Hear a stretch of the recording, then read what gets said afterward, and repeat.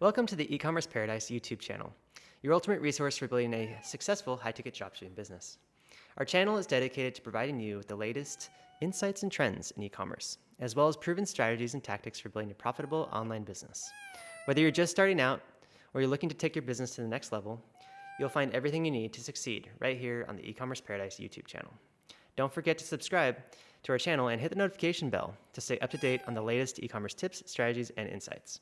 And if you haven't already, be sure to visit ecommerceparadise.com/niches to get our free niches list and mini course for high-ticket dropshipping.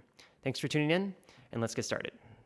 What's up, guys? Welcome to the e-commerce paradise podcast. Today's topic is about mindset and motivation for success in entrepreneurship. So there's a lot of things that you should think about, and in order to succeed in entrepreneurship, you really need to be able to bring all your thoughts together and put them into a simple plan for success. And that's the only way to succeed, because if you try to overcomplicate things and overthink stuff, oftentimes you'll get lost or confused, or you'll just kind of like not take action. Okay, so let's talk about mindset first. We'll talk about mindset challenges after that, some motivation stuff, creating a positive mindset and a motivation plan, and then we'll wrap up the video after that. Okay, so what is a growth mindset, and how does it apply to entrepreneurship? Growth just basically means going from one place to another while getting a little bit bigger, right? Usually in business, that means having more revenue, or having more clients, or having more customers. Whatever it means for your business, that's what growth is all about. And having a mindset for growth is really important, because if you want to grow, then you're going to have to be able to accept that it has more responsibilities, it's going to have some challenges, and you're going to have to take on more work. Usually, okay? So some people, what happens with their business is they start to grow, and then they don't have any way to kind of like make life easier for themselves. In fact, life gets a lot harder because you end up doing all the work yourself, and you maybe aren't like outsourcing or anything yet. And it's probably because you do it really good and you don't want to take the risk of somebody else not doing it as good as you. Which is totally understandable. But your business, in order to grow it, you have to have a mindset for growth, which means you're going to have to understand that the way businesses grow is by taking on more clients and customers, and then allowing your business to be run by other people that are as smart or smarter than you. And you have to kind of give up the reins of your business in order to do that. So make sure that while you're doing your business, you're figuring out the best way to do it, number one. Okay, and then you're taking notes and making notes on the processes that you do. And then number three, you're creating a system for that. So you would take a new client comes into your business, or a new customer, and becomes a new customer. And then you have a process for that and what happens then. And then it moves to the next thing. And the system of moving it from step one to step two is basically a communication system. And you can have that automated through software, or you can have it done manually from VA to VA, or you just do it all yourself from one step to another. And usually that's what it is in the beginning, is you're doing it all yourself, right? But in order to grow and to have lots of customers, like let's say you have one client every day or something like that, or one new client a week in the beginning of your business, or one new client every month, right? Depending on what kind of business you have. So in the beginning, it's easy to manage, right? But over time, if you want to grow, it's going to be harder and harder to manage. So you really have to think about ways to begin to streamline processes, hire people to take over each specific task or process, and then be able to make it so that they have a system, so that when something gets done and goes on to the next step, that it's easily automated. And that actually happens. And then one person notifies the next, one person notifies the next. You can kind of think of that like an assembly line. When cars were first invented, Ford was the first one to create an assembly line, right? And that was a huge thing, because before that they would just do everything on one car, and it would be kind of a mess. But when he created the assembly line, it really revolutionized everything, and it made it so that it could build way more cars, and you could easily duplicate your existing product to many different customers. So you got to think of your business like that, and have a mindset for creating an assembly line in your business. Sometimes businesses are so complicated that you don't really want to do that, but especially for online retail businesses, and especially for high-ticket dropshipping, every single step of this process in this business can be somewhat automated and at least outsourced. And you can give it up to an internal team to manage things, but you really should always be managing stuff and keeping track of stuff, and kind of being on top of things, and knowing what's happening from day to day, because otherwise things could get completely disorganized or lost, or people might not know what to do. And it really depends on who you're outsourcing to and who you have on your team and how you train them. If you train them really good, then the communication can be really good and everything will happen well. But if you don't train them well enough, then they might not understand something. They might be too shy to tell you that, and then things go wrong, and then we don't really know why. And you just kind of have to take responsibility for that. Okay. Some things that go along with this stuff are resilience, creativity, adaptability. It's really important to be able to have these types of things in your business, because without them, you're probably not going to go very far very fast. The thing about startups is that they're always changing pace and always changing like what actually is working versus what's not working. So you might find something that works in the very beginning, but then, later on you realize, oh, it's not really working that well. I need to change. And so being flexible and being adaptable and being creative, it's really going to help a lot. Okay, so make sure that you think that way, and you understand that a lean startup, the whole point of it is that you can adapt quickly and you can make changes quickly to your business. So let's just put it in like simple, plain terms. If, like for instance, with high ticket dropshipping, e-commerce retailing, basically, if you have a supplier that you brought on board, a certain brand, and you onboarded it, right, and you're running ads and you're getting a ton of traffic to this one product page or this one, brand or whatever, and you're just not getting any sales for that, but you're paying for a lot of traffic. You got to figure out why, like what's going on. Are they just not selling, or is it something where it's like a market mismatch? Like maybe the target market that is going to your website isn't the target market that's actually going to buy these products. Something's wrong with the product. Something's wrong with with your page, with the website, and you got to compare your page to the other websites and stuff and improve. After a while, you kind of have to make a tough decision. If that brand is not going to produce any sales, but it's just going to take ad spend, it's probably better just to remove it from your website completely, or just remove it from your paid advertising completely. It really just depends. So yeah, you got to make tough decisions sometimes, but you've got to just be adaptable. Like you got to be able to adapt to whatever situation comes your way. Eventually with your business, the goal is to find those suppliers that sell really well. And you really want to stick with those suppliers and grow with those suppliers, because the suppliers make or break your business in high ticket dropshipping. Okay. So always keep that in mind, and know that you're having a good supplier relationship is always going to make your business succeed. Okay. So try to have a really good relationship with your suppliers. All right, let's move on to the next one. Some common mindset challenges that entrepreneurs face. There's things like self-doubt, fear of failure, and imposter syndrome that really push us back a lot. And it happens to me all the time. So let's just say let's put it for an example, a product launch. Maybe you're launching a new product, or maybe you're launching a new supplier on your website, or maybe you're launching something else. Maybe you're doing a course like me, and you want to do a launch on that.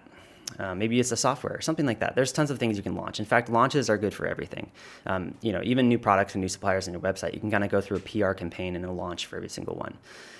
But what's going to hold you back from that, from doing it, perfectly, is that you may have a fear of failure, or kind of an imposter syndrome, like because you're not actually making the product and there's other bigger retailers than you saying certain things like we're the biggest retailer, we're the best retailer, or we're the number one online retailer, things like that.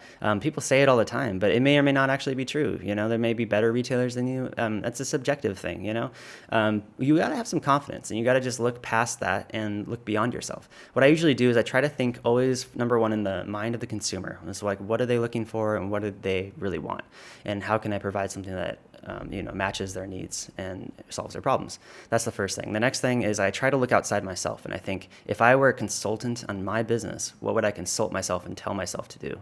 And that really helps me to take action properly, instead of just sitting around thinking, oh, is it going to work? Is it going to work? I don't know. It might not, blah, blah, blah. And then you're sort of just holding yourself from taking action because you're afraid of failure, which is so silly because it's not even real. It's just your own mind telling you that you need to protect yourself and not get hurt. That's basically what it is. I mean, it's an instinctual thing that comes from our, evolution over, that hundreds of thousands of years as humans, from evolving in the wild. And it's just something we don't need anymore.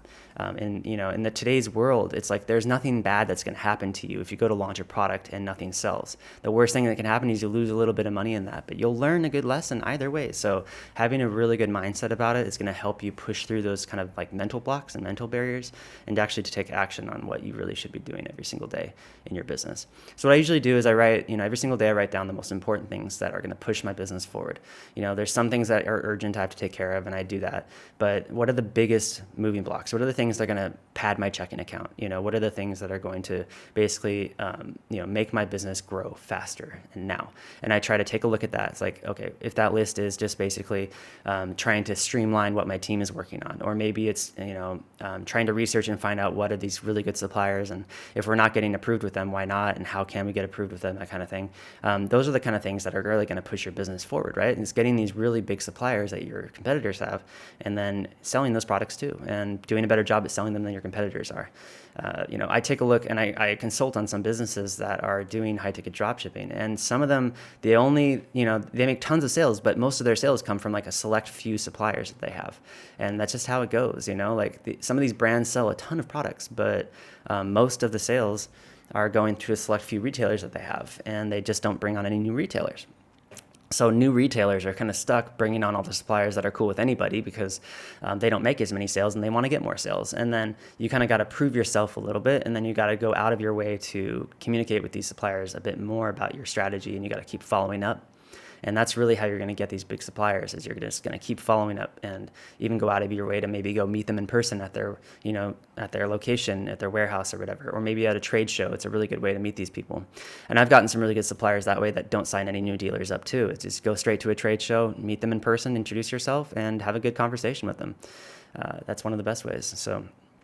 But you have to be resilient. You got to be adaptable. You've got to be able to just face those challenges, get over your self-doubt, get over the fear of failure, and, any imposter syndrome that you possibly have, where you think that, you're trying to be someone that you're not or something like that. None of that matters, and nobody really cares. What they care about is seeing you, and actually succeeding. Okay. So just focus on that, and you can do it. Okay. You're capable of a lot more than you probably think you are. So just push yourself a little bit harder to get out of your box, your comfort zone, and just get out there and do it. Okay. Run that product launch, make that video, start that podcast, whatever it happens to be that's going to drive your business forward. Just do it and fail forward, and just make mistakes and then learn from them. It's okay to make mistakes. Everybody makes mistakes. Everybody falls down. Just get back up again and keep going. Okay. Let's move on to the next one, some motivational tips and stuff like that. One really good thing is setting really clear goals. So goal setting is important, because if you don't know what you're doing this for, you're probably not going to have a whole lot to look forward to every day. Okay. Having a goal in mind, like, especially with project-based work, is like, finish the project, hit the milestone, and then boom, you can reward yourself. So however you want to reward yourself, but make a reward at the end of it. Like for instance, I just finished up some big projects, wrapped up some stuff, and I'm getting some sales now in a new store, which is really good. I'm excited. So I'm planning an island trip this weekend, a trip to the island. It's going to be fun, go with friends, and party and have a good time on the beach, and just be in complete vacation mode for a couple of days. Maybe go scuba diving and snorkeling. I don't know. Bali's got some really cool stuff out here. So that's just one example. Maybe you want to buy yourself a new car or something like that, or you want to get a new house, or you want to go on a trip somewhere to Europe. I don't know. You can make your own goals and set your own milestones, and basically just map it out. Like, what exactly do you want, and you got to kind of figure out, like, what are those milestones exactly? Is it going to be a work-based milestone, or a, actual, like, a performance-based milestone? Because the work-based milestones are a little bit easier to achieve, because you know exactly how to get them. But performance-based milestones are difficult, because it's somewhat out of your control, right? It's like, you can't control whether people are actually going to buy something from you or not. But the one thing you can do is put out the work that is going to eventually bring leads to your business that will result in sales. Right? For me, with selling courses and services for clients, doing these videos and podcast episodes is definitely going to result in leads. And leads eventually result in sales. And sales result in referrals, which lead to more sales. So you just have to just keep doing it, and get over self-doubt, and just, you know that you're not going to be perfect. And just do it, run that launch, call that supplier, whatever it is that you're afraid of doing, you have to do it. And once you do it, you'll realize it's not actually that bad. Okay. The last thing I'd like to talk about is kind of the importance of regularly reassessing and adjusting, and also, just continual action taking. So if you ever do a project and then you kind of look back at it, you'll realize that you maybe could have done some things better. And this is really good. I do this a lot with skateboarding, actually, is I film myself skating and I kind of watch the footage back. You got to reassess your performance, right? And you can kind of get a better understanding of why you aren't, like in skateboarding, why I'm not landing the tricks that I try, or in business, why you're not getting tons of clients from all your efforts. You can go back and reassess stuff, especially when you're not getting those results you want, right? Just take notes and see what you did and what the results were. And whenever you have something that works, you can kind of like try to duplicate that. And whenever you have something that doesn't work, you can kind of think, okay, well, that's not the right way. That's okay. Let's try to, adjust a little bit here and adjust a little bit there. And you look at it from that point. That's kind of what professionals do. And you'll become a better professional and better e-commerce professional, better professional in, athletics or whatever, you want to do. So reassessing is really important. Just kind of look back and, sometimes you got to step back a little bit to look at the bigger picture, and you can get an idea of what you're doing, a better idea that way. And just try to look at, especially in business, from a consumer's mindset, what they really want, what they need. That's the most important thing you can do. And last but not least, just be fearless, guys. It's just business. It's not a big deal, building stuff that people want and need. The best thing you can do is train yourself, continually training yourself, watch videos and take courses, read books. Marketing is one of the best subjects to learn. So if you want to do anything online, learn about marketing, and sales as well. So marketing and sales kind of go hand in hand. Marketing is kind of how you get leads, and then sales is how you close those leads and get customers. And get referrals and stuff like that. So marketing and sales are the two most important things you should learn. And there's tons of resources available. I mean, I myself started by going to college and learning those things. They didn't really teach that much in high school. I took like an economics class, some other baseline stuff, but I never learned marketing and sales until it was college years. And I listened to a lot of podcasts, a lot of YouTube videos. I read a lot of books, and so that was the best thing. And once you have that kind of foundation of knowledge and understanding of how to find the right product market fit, then you can really grow your business and really drive forward, okay? So I hope you guys enjoyed this episode. Definitely subscribe and tell your friends about it too. Appreciate sharing this episode, and thank you so much. And definitely go check out the website, ecommerceparadise.com. I have a free niches list for high-ticket dropshipping at ecommerceparadise.com/niches, and I'll see you guys out there. Thanks so much for watching this video. If you're interested in starting your own high-ticket dropshipping business, don't forget to visit ecommerceparadise.com/niches to get our free niches list and mini course for beginners. And make sure to subscribe to our channel for more e-commerce tips and strategies. See you in the next video.